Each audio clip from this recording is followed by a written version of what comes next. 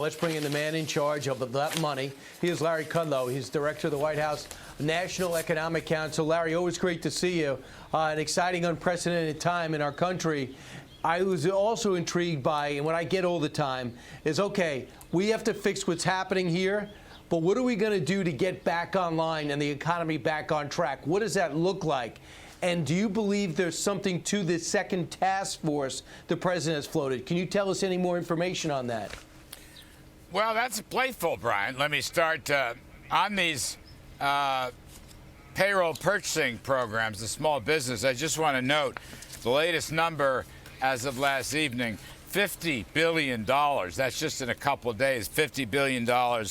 And we've got about 178,000 loans from 300 lenders. I just put that out there to show you how popular it is. And look, we have to, we're continuing to suffer through the consequences of the virus and the mitigation efforts that were absolutely necessary to deal with the virus. Regrettably, we're going to have a couple more weeks, undoubtedly, perhaps more, very bad economic numbers. We are in the midst of a contraction. Everybody knows that. Now, having said all that, I think the 350 or 370 billion in small business lending to keep payrolls going up and cover expenses. Eventually, those loan guarantees will be forgiven. And here's the last one. We are providing direct assistance to roughly 175 million people, 175 million people in the form of direct payments or unemployment insurance. And don't forget, we've been deferring taxes and deferring student loans. And don't forget, the Federal Reserve stands by with enormous lending programs and facilities financed by Treasury emergency funds. All that is what we're trying to do to keep folks going, okay? This is all aimed at middle class and small business, the blue-collar folks. Keep them going. Give them cash. Give them liquidity. Let them get through the next bunch of weeks. You know, I've said this before, hopefully and prayerfully, maybe 4 to 8 weeks is the maximum, and we can come out on the other side with a very strong recovery. Right, exactly. And Larry, so that is money to get us through this patch. And while the death numbers are very scary, so is the unemployment rate. So you got to wonder, after this time of social distancing where businesses are closed and people aren't paying their rent and things like that, what metric will you be looking at, and the president as well, on how to reopen the economy? Well, I guess look, it hinges on the state of play on the coronavirus. We may be seeing, I'm going to underscore maybe, from yesterday's task force meeting, we may be seeing some slowdown in key metrics, okay? Infection rate, for example. That's a maybe. I'm going to leave those analyses to the healthcare experts. They've done a terrific job. But the virus is the driving force. Of course, as President Trump has said many times, we would like to reopen this economy. We would like to reopen the stores, the restaurants, the factories. We'd love to get people back outdoors living their lives. But the mitigation effort, the social distancing effort, and so forth was absolutely necessary in order to succeed in getting that done. The president would like to reopen the economy as soon as he can.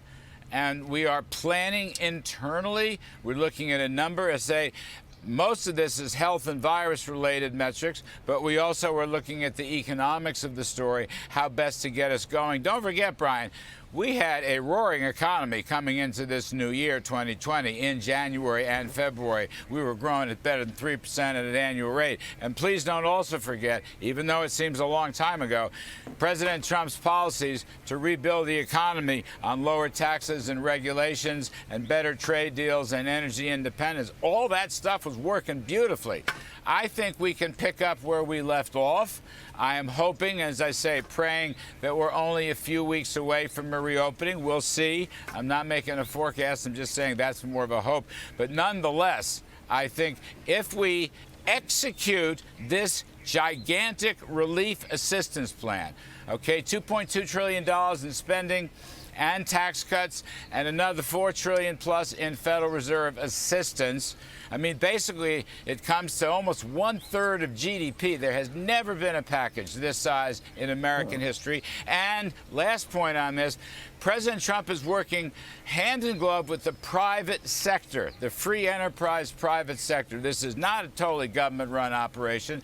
We're cooperating with the private sector. They're pretty smart folks, and they are helping us every step of the way. So we are doing what we can to keep people going, okay, to just get them through this period until we can come back on the other side and America can return to business and prosperity and the blue-collar boom.